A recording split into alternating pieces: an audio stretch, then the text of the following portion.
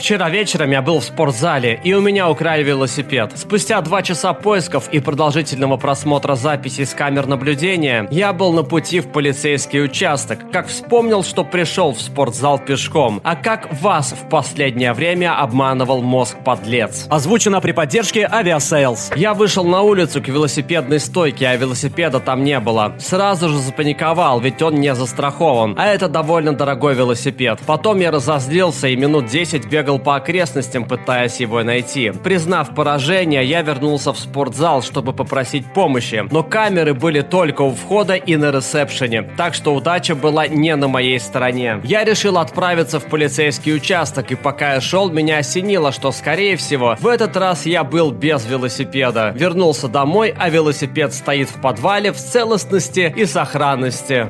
Я ехал на работу, до которой было минут 15-20, когда понял, что забыл ключи. Несмотря на то, что я был на полпути и опаздывал, я решил развернуться. Когда я вернулся домой и стал искать ключи, то очень расстроился, потому что не смог их найти. Потом я понял, что держу их в руках, ведь я же ехал на машине. Труба под раковиной протекала, поэтому я поставил ведро, чтобы вода собиралась в него. Когда ведро наполнилось, я вылил его в ту же раковину. Однажды я готовила куриный суп. На медленном огне несколько часов варила тушку с кучей овощей. Потом, когда все было готово и вкусно пахло, я взяла дуршлаг и вылила весь бульон в раковину. Стояла в ступоре около 5 минут, уставившись на кости и пытаясь вспомнить, какой там следующий шаг в приготовлении супа. Отправился в банк, чтобы положить деньги. Операционный сотрудник-стажер говорит, что не может найти мой счет. Я начинаю раздражаться. Вечно мне попадаются новички. Я прошу ее поискать по моему имени. По-прежнему ничего. В тот момент я понимаю, что ошибся банком. Недавно я заехал на заправку рядом с домом, чтобы наполнить бак. Это был редкий случай, когда у меня оказались наличные. Обычно я все оплачиваю картой. Я подошел к заправщику и дал ему $10. Затем вернулся к своей машине, сел в нее и уехал. Только минут через 5, когда я уже ехал по шоссе, я понял, что так и не заправился. Мне было слишком стыдно возвращаться. Почти каждый гребаный день я достаю свой телефон, чтобы посмотреть на время, а потом просто кладу его обратно в карман, потому что забыл, что я хотел сделать. А иногда я достаю телефон, смотрю на время, кладу его обратно в карман и понимаю, что забыл, сколько времени. Да, до гения мне далеко. Я поняла, что забыла надеть часы, когда выходила из дома на встречу с подругой, и посмотрела на свое запястье, чтобы проверить, есть ли у меня время зайти обратно домой, чтобы их забрать. Когда я наводил порядок в гараже, то потратил 10 минут на поиски того, чем можно обвязать кучу пластиковых хомутов. Однажды я забыла снять контактные линзы перед тем, как лечь спать. Я проснулась, как обычно, надела очки, и пипец как перепугалась, потому что все было размытым. Попробовала их протереть, но это не помогло. Где-то 5 минут я провела в панике, так как решила, что я слепну или что-то в этом духе. Я смотрел телевизор, и мне захотелось попить, поэтому я встал и подошел с пультом к холодильнику. Заглянув внутрь, я увидел бутылку молока, которую хотел взять, положил пульт в холодильник, закрыл дверцу и вернулся к телевизору. Когда я опять был в гостиной, у меня возникло ощущение, что что-то не так, и я вспомнил, что так и не выпил молоко. Тогда я вернулся, сделал большой глоток молока прямо из бутылки и поставил ее обратно рядом с пультом. Пошел, сел на диван, через полчаса передача закончилась, и я захотел переключить канал, но не смог найти пульт. Я посмотрел под всеми подушками дивана и кресел, обшарил каждый сантиметр гостиной, прежде чем сдаться и переключить канал вручную. Я узнал, где оставил пульт, только когда брат открыл холодильник, чтобы сделать себе бутерброд. Практически каждое утро я готовлю себе яйца. Обычно я разбиваю их недалеко от мусорки, чтобы удобнее было выбрасывать скорлупу. Однажды мой мозг решил, что будет прикольно разбить яйца в мусорку, а скорлупу оставить себе. Мне нужно было отправить почтой письмо, и я решил, что заодно могу выгулить собаку. Дойдя до двери, я понял, черт, я забыл письмо. Поэтому я развернулся, пошел обратно, чтобы его забрать, и как раз выбрал песню, которую хочу послушать на своем телефоне по пути. И только через 10 минут прогулки я понял, что так и не забрал конверт, несмотря на то, что уже вспоминал про него и возвращался. место. Я все равно умудрился его забыть, хотя стоял буквально рядом с ним. Тогда я вернулся назад, чтобы его взять, и на этот раз действительно забрал. Собака была пипец как озадачена. Эта история случилась не со мной, а с моим дядей. Он поехал в кино с женой и припарковал машину на многоуровневой стоянке. После фильма он вернулся на парковку, но не смог найти свою машину. Обошел все вокруг, но безуспешно. Добрался домой на такси и позвонил в полицию, чтобы сообщить об угоне машины. Начинается полицейское расследование, а также взаимодействие со страховкой. Проходят 2 недели, и к этому времени страховая предоставила ему в пользование другую машину. За день до выплаты страховки ему звонят из полиции и говорят, что охрана торгового центра сообщила об автомобиле, который уже 3 недели стоит на одном и том же месте, и оказывается, что это его машина. Самое неприятное, что когда он едет возвращать машину в страховой компании, он врезается в другую машину на перекрестке. Виновником аварии признают моего дядю, а страховой автомобиль уже не подлежит восстановлению. В итоге списанная машина обошлась ему в 1850 австралийских долларов. Вот уж мозг подлец. Давайте начнем с того, что приходит на ум каждому. Использую свой мобильный, чтобы позвонить на свой мобильный, чтобы найти свой мобильный.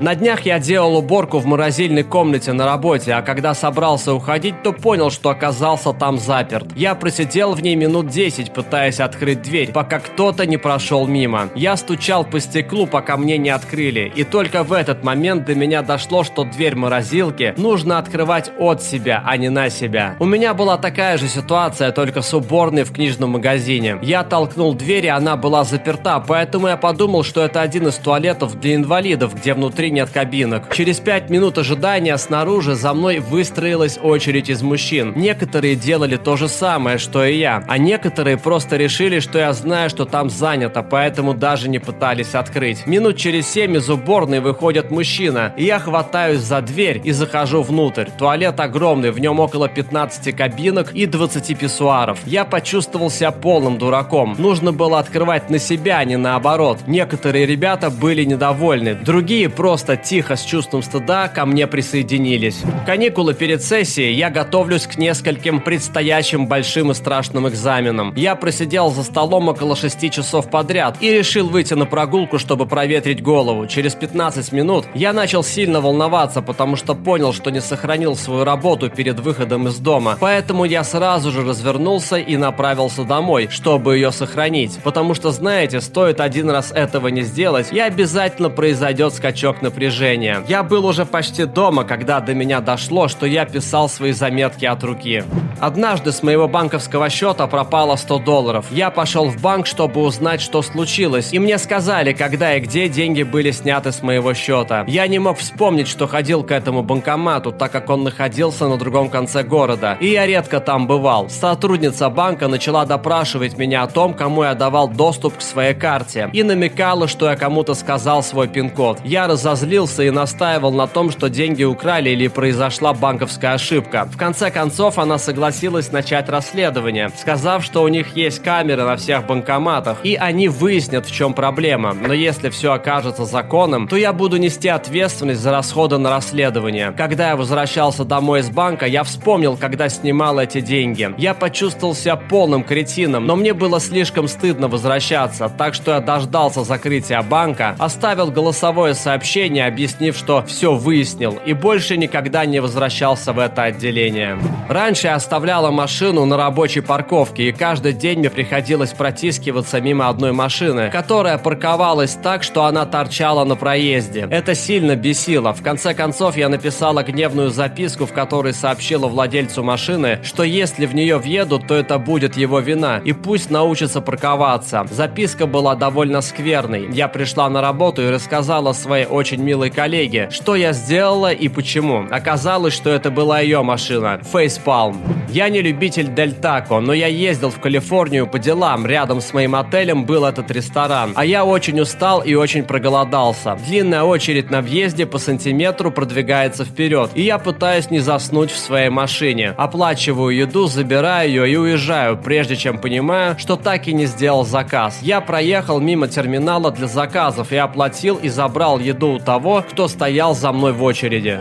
Колледж, 2008 год. У меня с заднего двора украли очень хороший велосипед. Он был закреплен цепью и прикручен к опорной балки U-образными болтами. Кто-то разрезал балку, чтобы его стащить. Однажды я шел по кампусу и увидел велик со своей рамой, но она была покрашена по-другому, и составные части были заменены. Я побежал и выпрыгнул прямо перед парнем, который на нем ехал. Остановил велосипед, схватившись за руль, и встал прямо перед ним. К счастью, парень ехал довольно медленно. Он выглядел очень испуганным, когда я удерживал велосипед вместе с ним. Я осматривал, чтобы убедиться, что это мой. Парень говорит: «Какого черта?» Но я быстро его обрываю. «Думаю, ты украл мой велик, но надеюсь, что это не так. Я выгляжу более устрашающим, чем тот худенький чел, так что он был в ужасе». Секунд через 20 я понял, что рама все-таки не моя, и извинился. Я сказал: «Извини, чувак, я думал, что это мой велосипед. Кто-то разгромил мой дом и украл велик». Он ответил: «Черт, я просто счастлив, что ты меня не избил». Я чувствовал себя ужасно.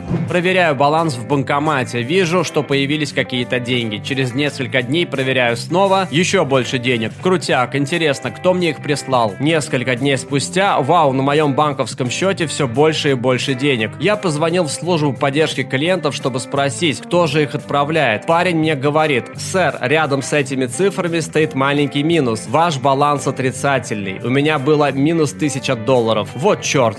На следующий день после того, как я получил права, я поехал в университет сам, вместо того, чтобы, как обычно, меня отвез отец. В конце долгого тяжелого дня я дошел до автобусной остановки и сел на автобус до дома с постоянным ощущением, что что-то забыл. Когда я добрался, папа спросил: «Почему ты припарковался на дороге, а не у дома? Ты собираешься куда-то поехать?» В итоге отцу пришлось докинуть меня до университетской парковки. Я чувствовал себя самым большим придурком. Шел на автобусную остановку и по дороге хотел закурить сигарету. Ветер дул в мою сторону, поэтому я развернулся, чтобы прикурить, и пошел прямо домой. Когда я стоял перед дверью дома, я понял, что из-за сигареты изменил направление, опоздал на свой автобус, пропустил важный урок. Большое спасибо за просмотр. В комментариях под видео пишите свои похожие истории и не забудьте посмотреть наши другие видосы. Пока!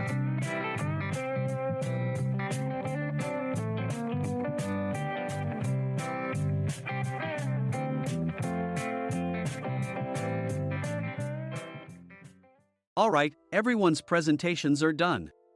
Nick, the manager, said as he tried to move the discussion forward. Excuse me, I haven't. I recently found out something. Nick interrupted me and began to speak.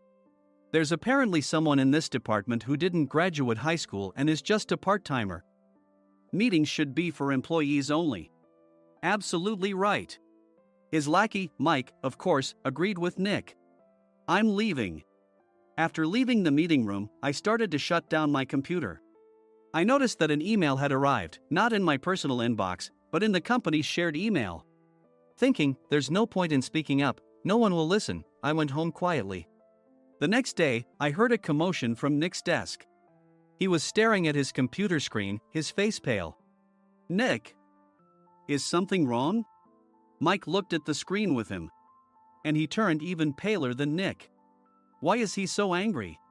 Knowing the reason for Mike's distress, I thought to myself, serves them right. My name is Adam. My mother passed away when I was in the 9th grade, and I was raised by my father. Well, you could hardly call it being raised. After my mother passed, my father changed. He drowned his sorrows in alcohol, and though he still went to work, he squandered our living expenses on horse racing. Because of that, I had to start working part-time as soon as I entered high school. Every month, I went to the convenience store with bills in hand that couldn't be auto-deducted from my father's account. Even though I endured it because I didn't want to be alone, I reached my limit in my second year of high school and dropped out. I found a live-in job at a distant inn. Thank you for everything. The day I left home, my father, still staring at the TV, spoke. Take care. That was our last conversation. Back then, 18 wasn't the age of majority, so I needed my father's permission to work, and I couldn't hide my place of employment. Yet, my father never visited me even once. I kept working just to survive, and before I knew it, I was 42. Years of hard work paid off, and I was transferred to the headquarters. I was thrilled to be recognized by the company, as I thought I'd be working in the field until retirement due to my lack of formal education. Listen up. Our work can change the future of our employees. Don't drag us down. On my first day after the transfer, Nick, dressed in an expensive suit, spoke sternly. There was a reason for this. Our inn was located in a prominent tourist destination, known so well that everyone in the state could sing its commercial jingle. At its peak, we had 5 locations within the state. But that was long ago. Due to financial difficulties and aging facilities, only the place where I had worked for many years and the original establishment remained. I was prepared to lose my job anytime, but now there was a glimmer of hope. With the rise of social media, the tourist area where the inn was located started gaining attention again. Depending on how hard the sales department, where I was transferred, worked, we could either thrive or be forced to give up this prime location to the new hotel chains continuously popping up. For Nick, who had switched careers from another industry to strengthen our sales, this was a battle he couldn't afford to lose. I understood why he had to be strict. I will do my best. Nick sneered at my enthusiastic declaration. Did you not hear what I said? I'm sorry. I thought I was listening carefully. Out of habit from years of customer service, I apologized reflexively, though I had no idea what had offended him. Someone was watching me with a smirk. In this department, there are those who are expected to excel and those who have been shoved here because they have nowhere else to go. You are the latter. It was Mike, the section chief. He's 7 years younger, at 35. But he was called to headquarters much earlier than I was and had been moving around within the headquarters ever since. I'm not jealous, but I can't accept that he's my boss. Graduating from a prestigious university, he has an unusually high pride and caused many problems as a newbie, making things very difficult for me when I was the front desk leader. When I found out Mike was transferred to the sales department a month before me, I was disheartened. Mike is right. With just a middle school diploma, there's not much you can do. Don't even think about achieving results. As if I didn't exist, Nick remarked, I'm thirsty. Mike eagerly ran to the coffee maker. It seems Mike is Nick's lackey. I regretted being happy about my transfer to headquarters, wishing I had stayed on site forever. Send a direct mail to every company on this list by the end of the day. Nick only assigned me tasks that even a new graduate could handle. What? There are over 1,000 companies. You want me to send to all of them by today? Yes, if you and your fellow misfits split the work, even those with nowhere else to go should finish by today. I glanced at the employees typing away expressionlessly. They were worn out from customer service, only thinking about leaving on time, or were women reassigned after having children, with zero motivation for work. Even Sam, a new graduate from the same university as Mike, who was supposed to be among the expected achievers, had no enthusiasm for the job, having joined the company wanting to do customer service. I don't care what they say, I plan to quit anytime, he said. Only Nick and Mike were highly motivated, making all the decisions between the two of them. I originally only wanted to work at the inn to survive and had no particular attachment to this job. I swallowed my words, thinking I had no right to reprimand them. About a month after the transfer, Nick told us with a frustrated look. To commemorate the 50th anniversary, we've decided to create a plan exclusive for one group per day. Originally, Mike and I were supposed to come up with it, but our president, Mr. Thompson, insists on hearing everyone's opinions. So, you all get a chance. As Nick explained, Mike began handing out prints. Make sure not to embarrass Nick.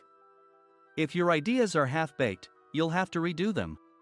It seemed that they had printed his handwritten notes by Mr. Thompson, which included several questions and a section for free responses. It made sense why Nick had to seek our input, given that all responses had to be submitted to Mr. Thompson. We were given a week to think about it, and a meeting was scheduled to compile our ideas. My plan is to let guests enjoy both the old and modern America. Nick began the presentations. Guests would watch a master confectioner at a nearby traditional sweet shop make sweets in front of them. The welcome drink would be premium tea in a bottle. Nick's plan was certainly attractive.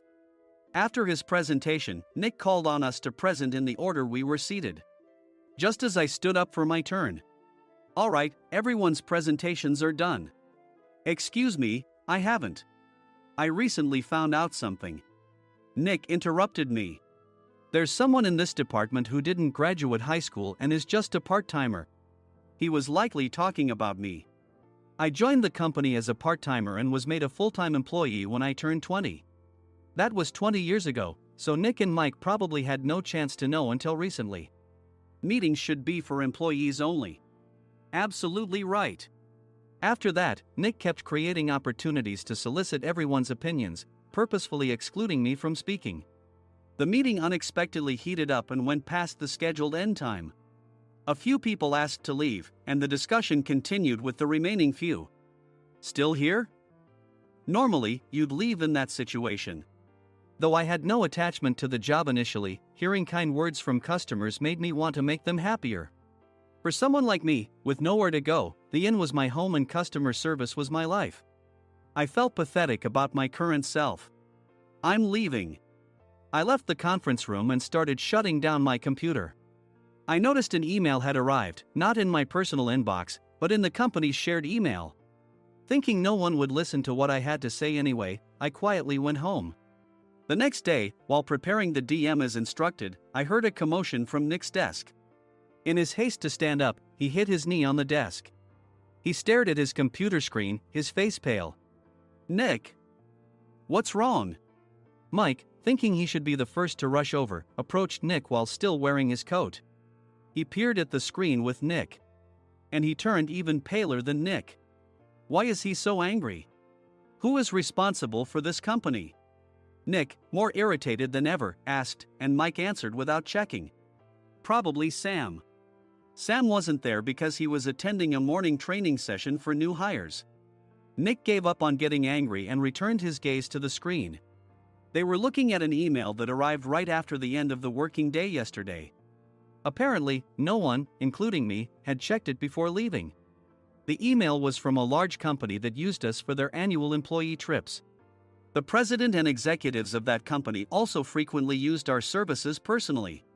President of the company, Mr. Mason himself had declared that neither he nor his company would ever use our services again. Well, some companies cancel their employee trips or stop using our services due to financial struggles. Let's just move on. Mike kept wiping the sweat from his forehead with a handkerchief. Knowing why Mike was so agitated, I quietly watched their interaction. Do you know how much revenue we get from that company? We can find other guests to fill the rooms, but we'll lose the banquet costs, gift shop revenue, rental car fees, and more. Moreover, the gifts were supposed to be prepared by the traditional confectionery shop involved in Nick's proposed plan. If it's known that we incurred such a huge loss at this critical time, Nick's position in the company would be jeopardized. Nick took a deep breath, seemingly trying to calm himself. All right, Mike. Go to New York right now and apologize to Mr. Mason. What? You're coming with me, right? I have urgent work to do. I trust you, which is why I'm entrusting this to you. Please. Mike, believing Nick's sincerity, agreed with a determined look on his face, saying, yes. That's Nick for you. Even if Mike went to apologize, Nick would shift all the blame onto him if the client didn't change their mind. Well, it was Mike's fault to begin with, so it served him right. About 3 hours later, Sam answered a call from somewhere and repeatedly apologized, saying, I'm very sorry. Everyone watched to see what was happening. After ending the call, he informed Nick with a weary tone. When Mike arrived at the client's company, he only made things worse, further infuriating Mr. Mason. He was demanding, get his boss here immediately. It was no wonder Sam was exhausted, dealing with such a call right after returning from training. What is that idiot doing? All right, Adam, you're coming with me. If sacrificing Mike didn't work, then I must be next. Normally, I'd want to refuse at all costs, but I saw an opportunity in this situation. If I can be of assistance, I'd be happy to join you. I obediently followed Nick, and we flew to New York. When we introduced ourselves at the reception, it became clear how serious the situation was, as the receptionist personally escorted us to the president's office. Angry voices leaked through the door, making both Nick and me uneasy. Excuse me. I'm Nick, the supervisor. I understand my subordinate has caused you trouble, and I deeply apologize.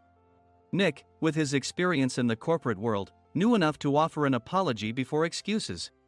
However, his customer service skills left much to be desired. I sighed as I saw Mike trembling like a small dog in the corner of the room. What kind of training are you giving your subordinates?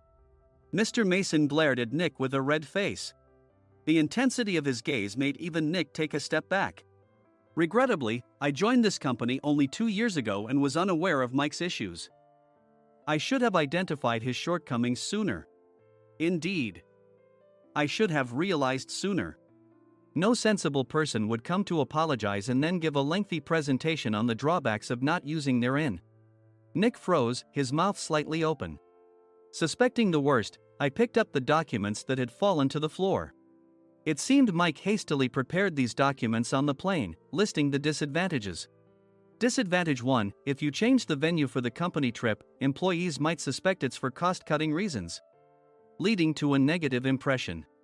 Reading it aloud half-jokingly, Nick snatched the papers from my hand and checked the contents with a furious expression. Among the stack of documents was a receipt from a nearby convenience store's copy machine. I felt a pang of dread, hoping he hadn't shown the receipt as well. What do you think he said when I asked what kind of nerve he had to do this? I'm very sorry. Faced with the dire situation, Nick must have thought there was nothing left to do but apologize. In a voice smaller than I'd ever heard from him, he uttered words of apology. He said, "I'm a Harvard graduate. I don't believe I said anything wrong." Mike, what have you done? Forgetting his plan to pin the blame on Mike, Nick yelled loudly, even in front of Mr. Mason. "I didn't do anything wrong." "You're still saying that? Look at him." Mike pointed at me with a shaking hand. "I was assigned to headquarters in my 20s and now I'm a section chief. This guy only made it to headquarters at 42. Everything I've done proves I was right. So why are we losing the contract?" Having said his piece, Mike collapsed to the floor. "Of course. You were sent there because you had nowhere else to go." Mike never expected to hear such words from someone he looked down upon. He lunged at me, and Nick hurriedly stepped in to stop him. "Mr. Thompson told me Mike is a quick thinker, and to take good care of him." There's no way he was pushed aside. "Don't make things worse here." "He didn't say quick thinker, he said only quick-witted, didn't he?" I don't remember that part." I recalled the many troubles Mike caused when he was a newbie. When Mike was on the front line, his pride was so high that he never apologized to customers. Customer service, especially in our job, doesn't work alone. It brings both good and bad situations.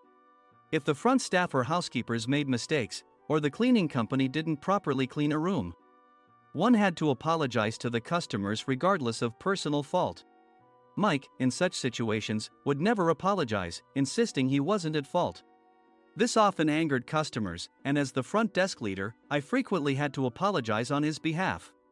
He caused complaints and disrupted operations, which is why he was quickly moved to headquarters. In departments where he didn't interact directly with customers, his quick thinking was beneficial and things went well. But it seemed his flaws were starting to show. Corporate reservations are supposed to be entered into the system by the sales representative. But a quick check yesterday revealed that more than 10 items were missing from the client's reservation. The handover document clearly stated what needed to be prepared. Why didn't you enter it into the system? Why do we have to give them special treatment? Filling rooms near the banquet hall, setting up all the food in advance. Specifying the brand of wine, they're too demanding. No wonder he always angered customers, I thought, feeling a headache coming on. Grouping them in rooms near the banquet hall is for our benefit too. It makes it easier for the staff to set up beds and serve breakfast since everyone's schedule is synchronized. As for the other requests, Mr. Mason suggested them to lighten our load. I didn't know that. Nick finally seemed to realize that Mike was the one who had angered the client. What did you say to them? I just told them we wouldn't give them special treatment anymore. We shouldn't waste effort on things that don't bring in money. I was utterly exasperated at his lack of understanding of customer service. Of course, we shouldn't comply with unreasonable demands. But carrying over successful practices from past stays makes customers feel remembered and enhances their experience. Good memories encourage repeat visits. That's part of our job. I looked down at Mike, who was sitting on the floor. In our job, nothing is a waste. Mr. Thompson likely moved you to the sales department, hoping you'd finally understand this. How do you think he feels now that you failed to meet his expectations? Mike, tears in his eyes, fled the president's office. I was amazed he still hadn't apologized. You have it tough, Adam. It's okay, we're all employees of the same company. I deeply apologize for this disrespectful incident. Especially after all the care you've shown us. If it weren't for you, Adam, I really would have stopped staying here. When I heard you were moving to the sales department, I was willing to reconsider if you handled it. Seeing us talk so amicably, Nick's face contorted. Do you two know each other? Adam's service is excellent. I always requested him specifically. Normally, we don't accept specific staff requests, but we made an exception for Mr. Mason, adjusting my shifts accordingly. He had personally stayed at our hotel just before my transfer, and during casual conversation, I mentioned, I'm moving to the sales department soon. If I hadn't told him then, things could have been much worse. Please continue to take care of us. I look forward to it. On the return flight, Nick awkwardly offered me a can of beer. It's still working hours. Of course, I had no intention of forgiving him for a single beer. Nick might try to pin everything on Mike and avoid any consequences. While pondering this, a startling fact came to light. Nick, the tea bottles for the plan have arrived. I handed Nick a bottle labeled with our inn's name. They look good. What are you talking about? These are plastic bottles. I had assumed we would use the trendy, high-end bottling tea. But what arrived were ordinary plastic bottles of tea with customized labels. The only unique aspect was the label, which had the inn's name, making it look customized. Upon further investigation, I discovered that a substantial amount of money was set to be paid to the tea company. It was priced like bottling tea. Does this plastic bottle really cost $100 each? The tea inside is specially blended for us. The extra cost is for that. Wouldn't it be better to use another tea company? Or is there a specific reason we must use this one? As Nick continued to make excuses, I showed him a printed email. I informed the tea company's president, Mr. Mitchell, that we discovered irregular payments and he confessed. He said you two were high school classmates and planned to split the extra money. That idiot. Why did he confess? That's not important. You should worry about yourself, this could turn into a police matter. Opening the bottle cap, I suggested. How about calming down with this tea? It supposedly has a relaxing effect. Nick drank the tea frantically. In the following days, decisions were made about their fates. Mike was reassigned to the General Affairs Department, with no chance of transfer or promotion, as per Mr. Thompson's orders. As for Nick, since the payment to the tea company hadn't yet been made, he narrowly avoided legal trouble. Instead, he was encouraged to leave the company, and to avoid further complications, Nick submitted his resignation. Rumor has it that connections between HR departments have made it difficult for him to find new employment. Even though it was good to have those two gone, something unexpected happened in the sales department. Everyone became motivated and united in refining the 50th anniversary plan. In the end, my plan was adopted. We collaborated with the Tourist Information Center to provide personalized guides. The plan, tailored to the number of guests, was truly special for the 50th anniversary. Hey, is Adam's family coming to stay? I immediately booked that special plan for my family. Sam noticed it on the reservation list and quickly picked up on it. Yes, I'm inviting my father. That's great. I might invite my parents too. I lacked the courage to face my father just as Adam. But here, with the confidence Mr. Mason praised, I felt ready. The 50th anniversary plan was a perfect opportunity to reconnect with my father. I hoped to bring back the days when we could laugh together as we once did.